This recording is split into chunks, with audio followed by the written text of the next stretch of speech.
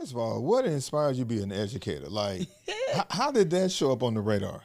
Well, I've been wanting to be an educator since I was like in elementary. Really? Yeah, so I always was the kid in the neighborhood that braided everybody's hair, combed everybody's hair. I was babysitting kids when I was 8, 9, 10. So being attracted to young people has always been something that I was just, I guess, gifted to do. But then my mom, when it came to that segregation thing, it started to be big in Indiana, where my 5th grade year, she decided me and my younger sister would transition and be bused over to a school that was quote unquote better. And when I walked in the first day of school of my 5th grade year, it was 3 black students in my class, the rest white of, class of 28 plus. And the second day, it ended up being 2 of us. And I'm like, where'd the other person go? Well, they have 3 5th grade classrooms. They separated us. They thought that was diversity, right? They put 2, 2, and 2 in each class. That was the first time I seen racism, experienced racism, not for me, but I seen it through my parents and the different things that, experiences that happened in our life growing up, but I never experienced it for me. My teacher was the worst teacher ever, and I was that kid that wanted to be the room parent. I was patrol leader. I was all the things in school. I was the perfect attendance student. I loved school. That year I hated school. Really? I absolutely hated it. When you say that year, like, what year was this that, like, this? You trying to tell my age? No, I was 5th grade, 10 years old. So was that like in 19? So that would have been 1989. Really? Yeah. Yeah. It was 2 of us. That's the first time I ever been called the N-word by my peers, and I got in trouble. It was a time where, teacher discipline was you put your name on the board, then you put the check mark after each time. Right. It wasn't no color code or nothing like that, so you was always embarrassed.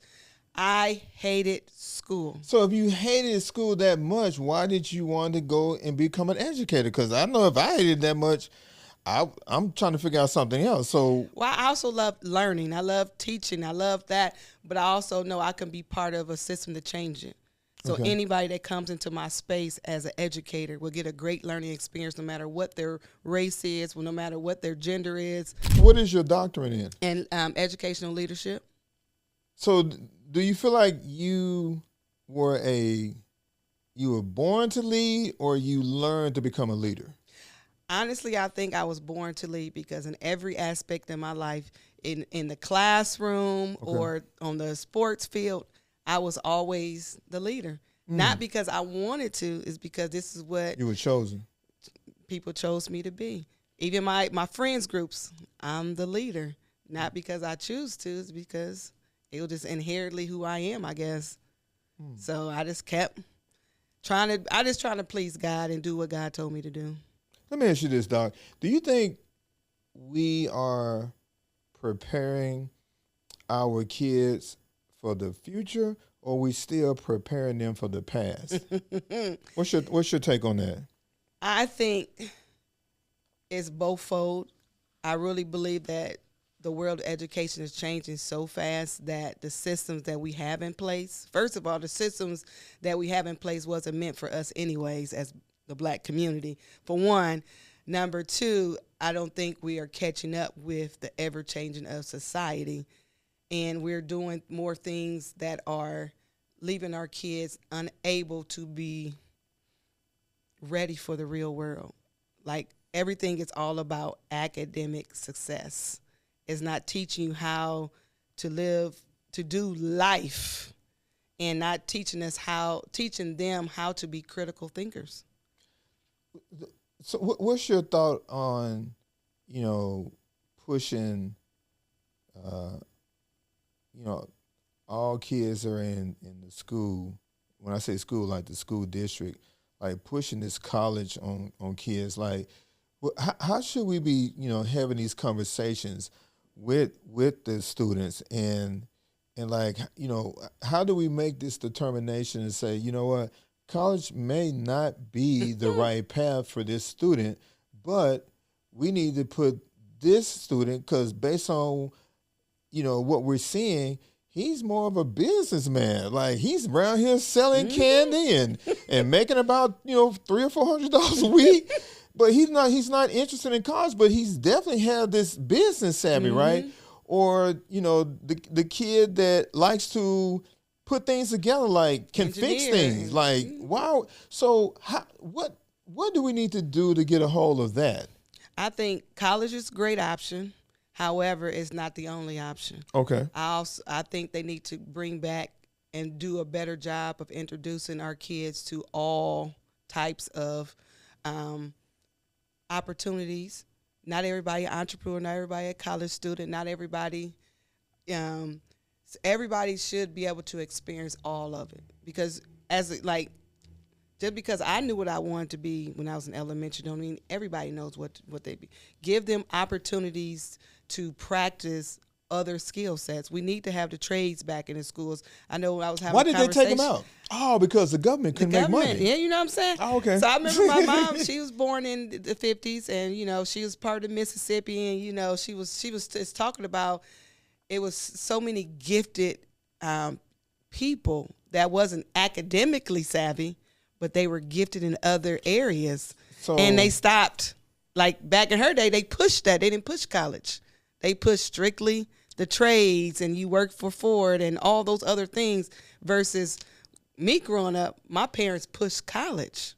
It wasn't going into a trade. It was like you automatically going to college, so we didn't have no other option. But as I became more aware, college ain't for everybody. We're spending millions of dollars on kids who are not even ready for the college life. And then they graduate with all these degrees and they still don't have any skills to make it out in real life. Well, I mean, the one skill they do have is debt. and debt. And I think we need to just, as for me, I always pour into my kids. I always look at what gifts that God gave them. Everybody has a different gift. And that we need to make sure that we are pouring into that gift and not just say this is one route that fits all. It's many areas and many roles. Like I had a kid that I was doing a walkthrough in one of my toughest high schools, and he was talking all kinds of swag, and I got this business, car dealership and detail. And I said, where's your business plan? Do you have a business card? And he looked at me like, huh? I know you're going to entrepreneurship. That's why you're in the hallway 100 times, during out the day and not in the classroom. But it's steps on how to be an entrepreneur. But as me, if I was his teacher or counselor or somebody else that's pouring into him, I would have been showing him that route and which route to go and the steps to be a successful entrepreneur, and not just say, I'm an entrepreneur, I got my business. You ain't got nothing. You ain't got no website. You ain't got your LLC. All those things that can tap into that young person. But we don't do that. Like you say, right now it's pushing college, and it's starting to switch, though. More districts are starting to open back up those career tech schools. Yeah, trades. Yeah. I used to go to networking events for one reason only. It was to eat free, right? Especially when, and this is back in Arkansas. This is like back in the day. This is when you could go to a business after hour chamber event for like $5. And they had all the food, right? And people say, so what you do? I said, shoot, I do a lot. That's not a pitch. That's not a pitch. And so I said to myself, okay, Kevin, what's really going on with you? And I actually learned through training on how to give an elevator pitch, right? And it ended up, it caused me to write a book about, how to perfect your elevator pitch, how to, master the art of networking. But communication started actually with my daughter, because when she was between the ages of 6 and 10, I had no communication skills other than cussing, fussing, hollering, right? And she ended up writing me a letter, and that letter is what changed the trajectory of our relationship today, which is a solid relationship, but there's just no escaping communication. And you have to give people opportunities to practice that, because we all come from different environments. Like you say, cussing, fussing, that's how we grew up, Right. I chose to speak differently, but our kids are social isolation. Like they want to be by themselves. You have so many kids that enjoy being by themselves that they don't even get opportunities to even practice how to communicate because you always by yourself and who on communicate some type with of you, device, right? Yeah, right. So it's like yeah. we're not giving kids opportunities. So in the school settings, that's the time to practice on how to develop confidence. I remember growing up in churches, we used to have to do them, Easter speeches and all those different things that we had to get in front of people and practice public speaking. Yeah. Churches don't do that anymore. Schools don't do that anymore. So we're not giving our kids opportunities. Doc, do you think schools should make it a not an elective, but what's it called when you have to do it? A requirement. A requirement, like to have Toastmasters. Oh yes. Into schools. Oh yes. As an adult, and even because every profession, you have to do some type of presentation, speak in front of whoever. I don't care what profession you in, you have to do it. Yeah. So why not give them opportunity to practice that skill? It should be mandatory that they do a public speaking or speech class. Mm-hmm. I say, shoot, I always do it in elementary. Why not start out young? What's your thoughts about AI? And, because I don't know if AI is in the school district or it's not, but, what's your thought about AI? I think AI is a great tool. Mm-hmm. I wish AI was when I was working my dissertation. Shoot, it is more efficient and it enhances your creativity and so many great things. But it's not the be all. You should not use it as a way just to use it for your thinking. Some people use it for everything and they don't know how to think for themselves. So I want you to give me an example of what you mean, because I may give you some pushback, but if I hear your example, then I may not even give pushback. But give me an example. So, like now that I'm a full-time entrepreneur, okay, I use AI for a lot of things that enhances my ability to be an entrepreneur, like emails, how to be efficient with the information I'm dispersing out. Okay, I'm not using it as a way, the only thing that I use, and I am straight AI. AI, you can tell an email that's straight AI. AI is not a human. And you have to be able to utilize that tool to enhance you and not be all that you are. I tell my colleagues, your email was just written by AI. You can definitely tell that it was made by a computer and not by a human. Okay. Use it as a way to enhance your writing skills. Okay. So I'm gonna give a little pushback, okay? What's your pushback? I think what we're not understanding by AI is that even you have to think critical in order to give AI what you are looking for. So, for example, that's true. If I say,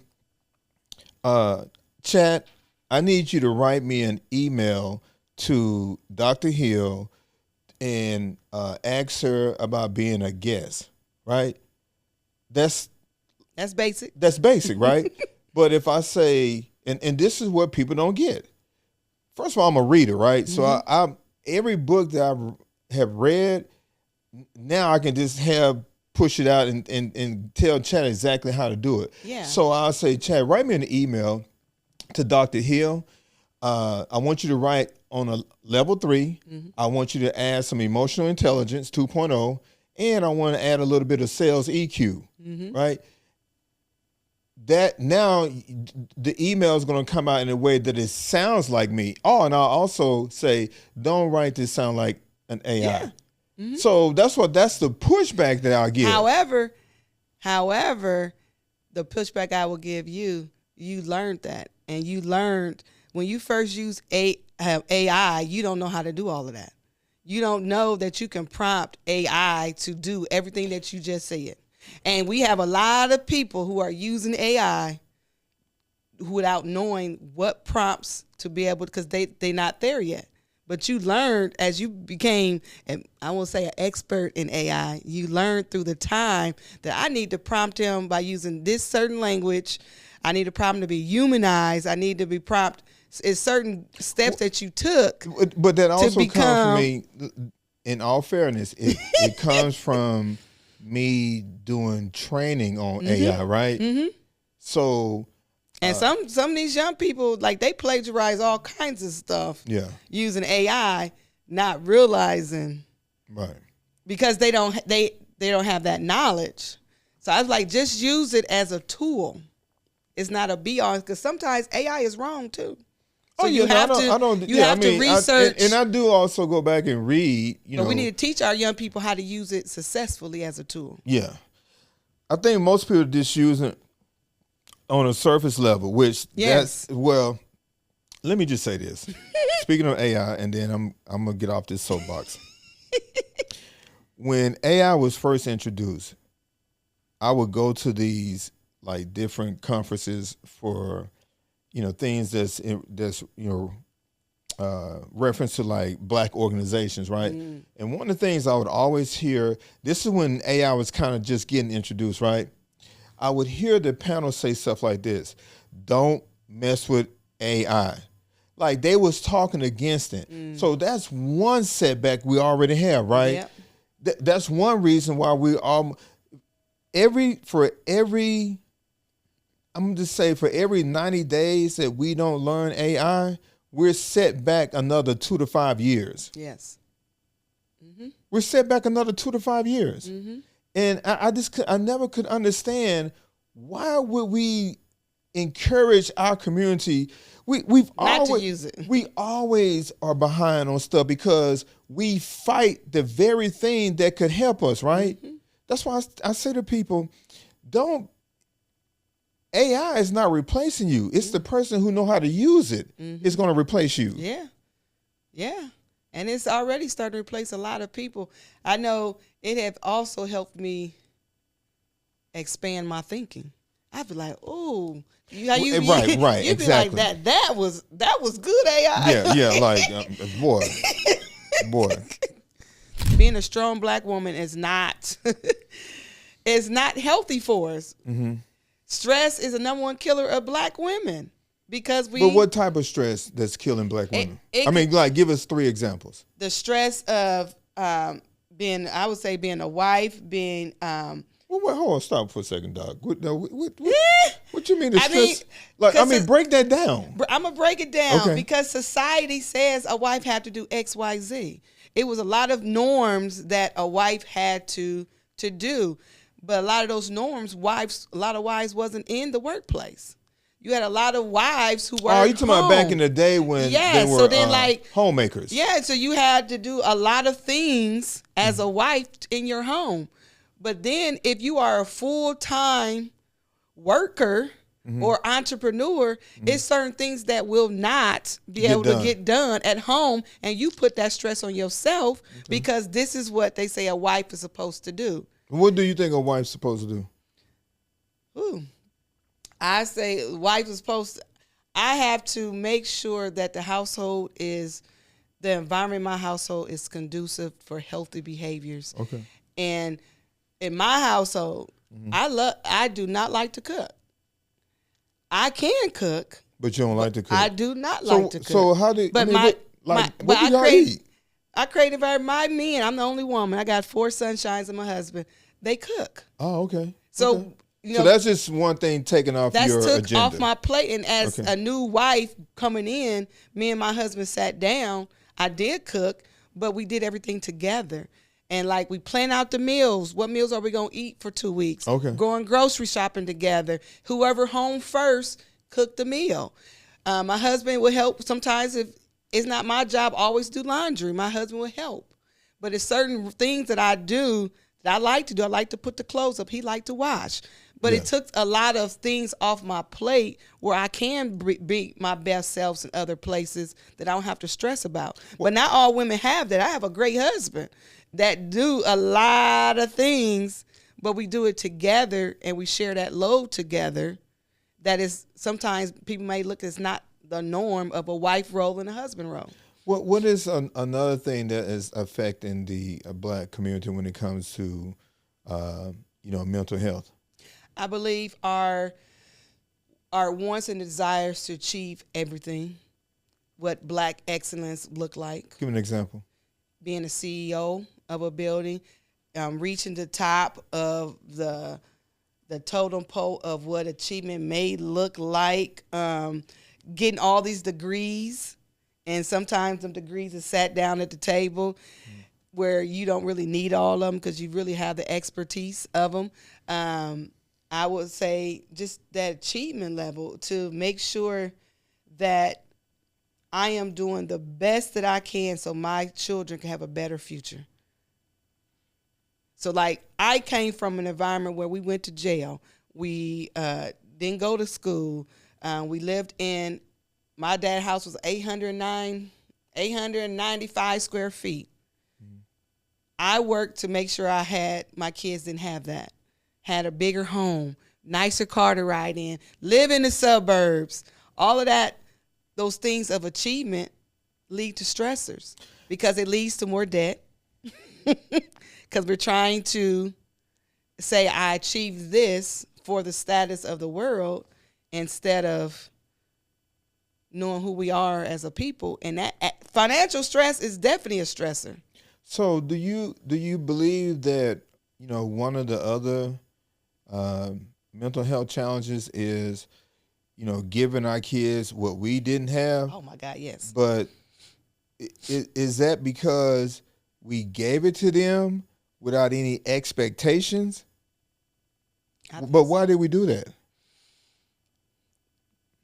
Because I believe that is something that we always wanted internally. So we wanted to give it to our kids.